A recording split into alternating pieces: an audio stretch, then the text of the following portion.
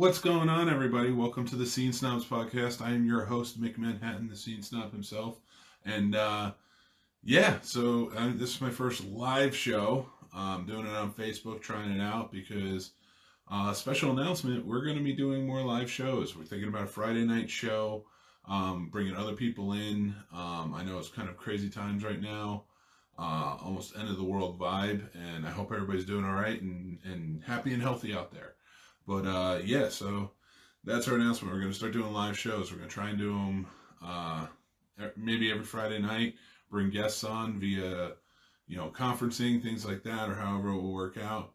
We're all in the midst. As you can see, there's usually stuff behind me on the walls, but not today. It's because we're redesigning the Scene Snob studio and just having fun with it. So, if you're watching the live show, if you're listening to the podcast, the walls are very bare behind me, but hopefully that will start changing very soon.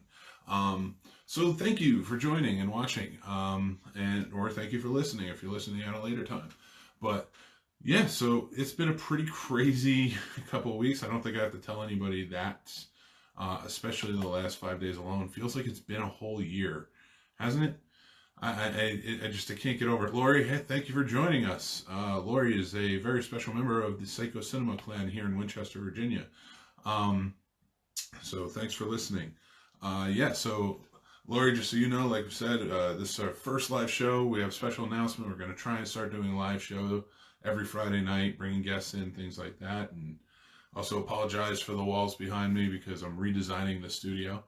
And you're the last person I'm telling that. So anybody who joins in later, they just have to figure it out by watching this or listening. Lots of news going on right now. Don't want to get too bogged down too deep in the COVID-19 stuff. I feel like I've touched down on that. I've been doing short episodes of the Scene Snobs podcast the past couple of days, just kind of isolation episodes, if you will. But this is the main podcast, and I kind of want to have fun with it because there's some fun stuff coming up too. So, unfortunately, with everything going on, we have movies that are movie theaters that are closing. I hate to see it happen. Alamo is hanging in strong here in Winchester, Virginia. They're the only Alamo hanging in strong. So go out and support them. I went out there and got takeout tonight, had some of their food. Unfortunately, could not make it for Maniac Cop, but, things kind of fell through. So we're going to just keep going over there, and I've been all around Winchester, Virginia, going after, not going after, but like supporting small businesses and stuff in town. So, but I want to talk about like the movies that are coming out. So Bloodshot supposedly is the newest movie that's coming out. That's the Vin Diesel movie that came out, I think it was about a week ago. I didn't see much traction on it and how well it was doing, but it seems like they're going to be putting that out for rent. So we're going to be getting a lot of new movies coming out.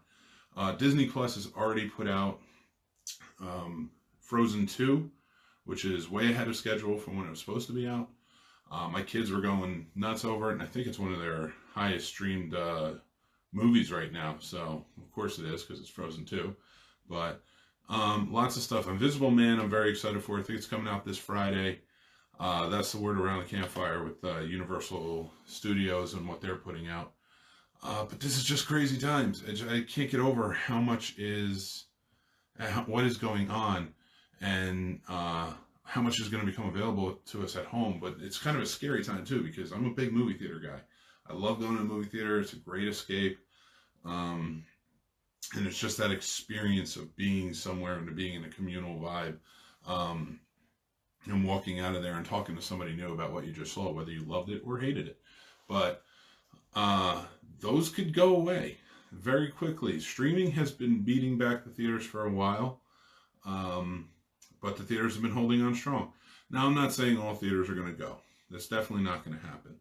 People want to see certain things on theaters, and I think places like the Alamo and other places like that have that, they'll go and they'll show the older movies too, along with the new ones. If it has that, I don't want to say gimmick because it's not a gimmick, but if it has that feel to it, where you can go see something old, like, Maniac Cop was tonight, Psycho Cinema, or, they have the film club and they do movies that you really can't find anywhere. That's always going to have its place, but it's not going to have its place Yeah, it's not going to have its place in other theaters, the AMC's and things like that, that have been falling apart for years, in my opinion. But they've been kind of following suit of what Alamo does with the food and how they, you can go out there and it's an entire experience. You get drinks, the whole 9 yards. So, oh, we got a message. Oh, it's from the Mrs. Scene Snob. Theaters should focus more on providing an experience than just overpricing the tickets and the food. I agree to an extent. If you're getting an experience with that, and yes, I saw that you put that, but it is an experience. Like when you go to a place like the Alamo or Cinemark in Centerville, Virginia, and I know up in Jersey and LA and Orlando had the Enzian, and that's very popular. It's like dining food, and that's an experience. That's a new experience. They weren't always doing that in movie theaters. Movie theaters, it was just go and you sit in your row seating. That's what it was. You got your popcorn and you enjoyed. And that was enough of an experience back then. Then, of course, you had drive-ins. You had all this other stuff come up. Now, I don't mind the price of tickets if they're $10, maybe $12. If you're going there, you're getting the best sound. You're getting the best screen, a nice clean screen, a nice clean seats, nice clean environment. So that experience, I'm okay with paying a little bit more. Overpriced tickets for me, or if you're going and they're talking about IMAX and they're charging you $21 a ticket for a movie that's really not even that deserving to go see. Like with the rentals that are going to be coming up, a lot of people have been complaining about, and Lori, actually, I see you. Oh, $19.99, yes. So I was going to say $20, which rounds out, but so the $20 rentals, it isn't much of a difference. You're right. So that's why I am excited. I mean, it still pays for the studio. Unfortunately, the theaters don't make that back, but that's what scares me about this. In these times, with everything going on with the pandemic, yes, but we need something. We need something to entertain, take our minds off, and these new movies will help, and it will help the studios to make more movies down the line.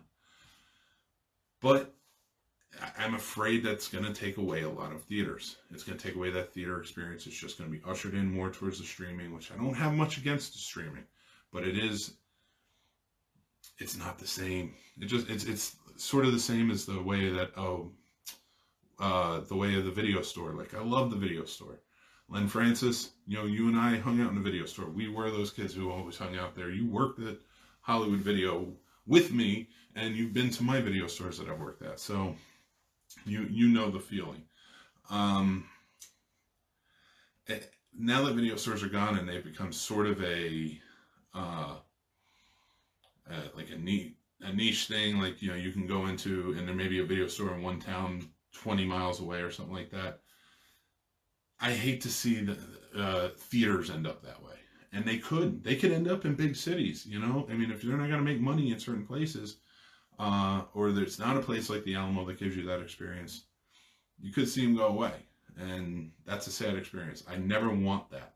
I always yes, it was sad to see video stores go, sad to see other stuff go, but I never want to see movie theaters go. I'm always trying to save drive-ins, tell people where they are and to go there, but it's just a sad experience that this might kill it. This might kill that theater experience for a lot of people. I may be fortunate enough, and some of you may be fortunate enough, but Middle America is not going to be very fortunate, What we got, I'm not sure the pricing on the home streaming is fair. Part of the price is the big screen experience. I'm probably not going to pay $20 to watch a movie at home. That's fair. And I agree with you. There's a lot of movies. I'm not paying $20 for Trolls 2. I'm not paying $20 for a lot of the stuff that's coming out. But the new Invisible Man, I might pay $20 for. Because I was going to pay $20 to go see it anyway. But unfortunately, it's being taken away from me having that chance to go. Not by forces uncontrollable by anybody, but it's sort of just getting to that point. So if that's where it's available and it's available early, I might spend the $20. It still supports the studio and making it, still supports the filmmakers who made it.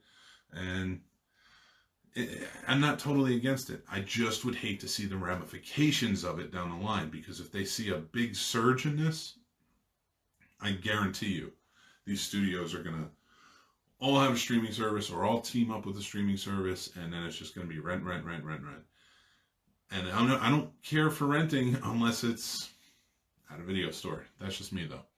But yeah, so that's the scary part about it now. But let's get happy about it. I hate to see too much go away. Anybody who's watching, I want to hear your stuff too. What are you watching during this isolation? So hit me up with that. Yes, Lori, I know it's definitely not the same on a TV, unless I've been to some houses and those TVs are huge, so you kind of get that experience, but that is unfortunately not me. So yeah, it isn't the same. I agree, but like in that sense too, I don't really go see comedies in the theater. That's not an experience to me. I want to go see something. I may go see dramas with the film club and stuff like that, but like very rarely will I go out to the theater for that. I can get that experience at home with comedies, dramas, stuff like that. But like the action, the horror, stuff like that, that's the stuff I want to see in the theater. That's the stuff that's really going to elicit people's reactions that are just over the top. So that adds to it for me. Animated movies, things like that, they really pop on screen. Although with today's technology and TVs, they're starting to there too. But I do see where some people, may have 2, 3, 4 kids. Funny movies, TV need to take a break from the seriousness that we're experiencing in the real world. That is true. To my beautiful wife, we do need to take a break from the seriousness. So maybe I would say don't rent unless you really want to, but I might have to rent Invisible Man. That's just, I don't want to pass that one up. And if this goes as long as they say it might, I definitely might rent that new Candyman movie because that looks awesome. Catching up on DVR, checking out TV shows via word of mouth on various streaming sites. Us too, just started the first watch of Parks and Rec. Lori, that is one of my favorite shows of all time. Parks and Recreation is great. Now, the first season's good. Second season's good until like the last 2 episodes of the second season and on. Then it becomes phenomenal. The best show on TV, in my opinion. Once you had Adam Scott and Rob Lowe join that force, it just took off, and it was just amazing. So definitely check that out. It is fantastic. What have I just watched? I just finished watching Hunters on Prime. Now, this is I've talked about it a little bit on past podcasts as I was watching it because I binged it in like 2 days. I highly recommend this show. Pacino's great in it. I don't know what it is with Pacino. He was good as Jimmy Hoffa, but, it wasn't great. Any movie he's really been in lately has not been great unless it's on TV. All his HBO movies are great. All his TV shows are great. The whole nine. But then you have him do Hunters, which is a Jordan Peele show. It's about Nazi hunters, a team of Nazi hunters going out in the 70s and hunting Nazis. The best way to put it. The Nazis that were torturing them back in Auschwitz. And it's heartbreaking at times. Great acting all around. Carol Kane plays a beautiful role in it. Serious role in it. I don't want to give away too much. Logan Lerman is the star of the show. He's a young kid whose grandmother gets killed and he gets pulled into the fold of everything. I would definitely say go binge that. I also just finished the second season of Jack Ryan, which is a great action show. John Krasinski might be my favorite Jack Ryan. I know a lot of people hold on to Harrison Ford because he's Indiana Jones. He's Han Solo. Of course you're going to. And he is Jack Ryan. He did a fantastic job, but I got to tell you, I don't know. I was really all about, right? Not sure why it took so long. Oh, they're talking to each other. They're not even watching the show. They're talking to each other. That's great, though. I'm glad everybody's connecting. So I watched Hunters, watched Jack Ryan. I've been going on a Prime kick. They have some great horror movies out right now. Shudder has added some great horror movies. Werewolf movies galore. I'm a big werewolf movie guy, so if you love werewolf movies, sign up for Shudder. They're giving 30 days free if you sign up. So if you're not a member, go for it. Netflix. My wife is watching Grace and Frankie. I've only seen maybe like the first 4 episodes or so. It's been pretty funny. I'm not a huge fan. I don't know if I'm going to continue with it, but I will say if you're into that, I do like Lily Tomlin, so well, I may keep watching with her. That's just generally the dynamic I have with my wife. She takes over the TV to binge something. I love you, honey. Um, and then I wind up just sitting there and watching it with her, begrudgingly. Um, and then I wind up really liking it. So that happens a lot. I am anxious to see what else she's going to go into after this. Hopefully something I actually want to watch. So watching that. I just started In the Search of Darkness, which is an documentary about the 1980s horror movies. It's a 4.5 hour movie. They've been talking about this for months now, almost a year. So far, I've only made it about an hour and a half through. And I got too late last night, and then I couldn't pick it up today. But they got everybody to be in this movie. Everybody who's still alive, who made movies in the 80s, or comment or write about movies now from the 80s. Everybody's in this documentary, and it's very informative. They take it step by step by step. So it's a lot of fun to watch right now. So I suggest checking that out if you can. Getting ready to watch. My wife and I are going to watch It's a Beautiful Neighborhood. A Beautiful Day in the Neighborhood. Sorry, the Tom Hanks. Get well soon, Tom Hanks and Rita Wilson. Not documentary, movie about Mr. Rogers, which I hear great things about. So if you guys have seen it, give me a heads up. But what are you guys watching? I want to hear, give me some things to watch, because I'm running out. I'm watching The Rookie right now too, which is an ABC show with Nathan Fillion, only because I'll watch anything with Nathan Fillion on it. Kind of going through the motions here. Everything is coronavirus. Everything. I can't take it anymore. I don't want to read about the coronavirus. I don't even want to watch a virus movie. Don't even give me a virus movie. So, it's just driving me crazy at this point. Everything is isolation and virus movies. It was a beautiful day out. You should have gone outside. We did a great... I did a small couple of episodes of the Snobs podcast, which were like 20 minutes, 15 minutes long. Yesterday I did one with my stepson, the movie kid, as he likes to be called. I don't know where he got that one from. Stole it from me when I was a child.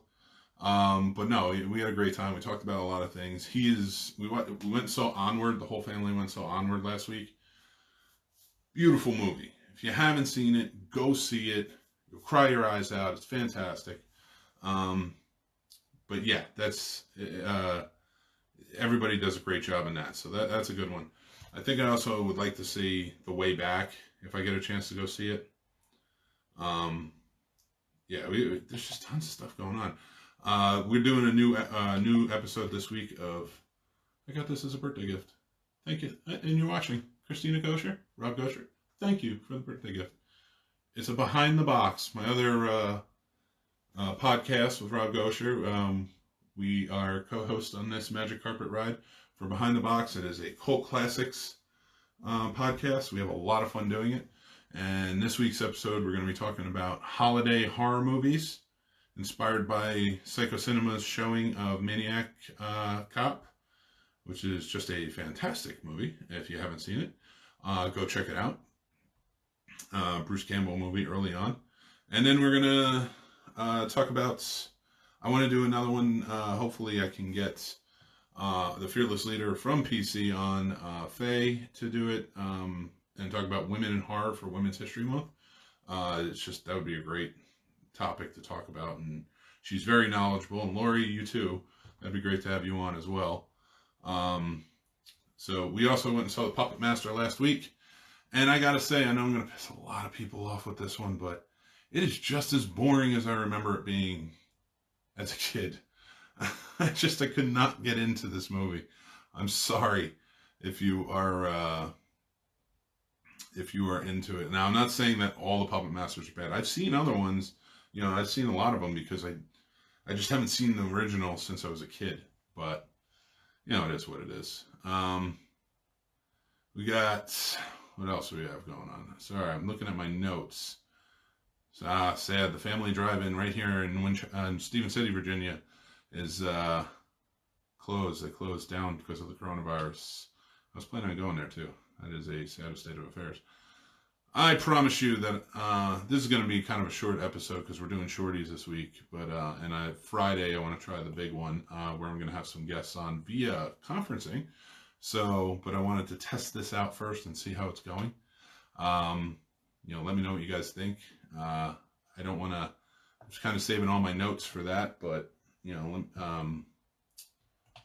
I do have some here for you.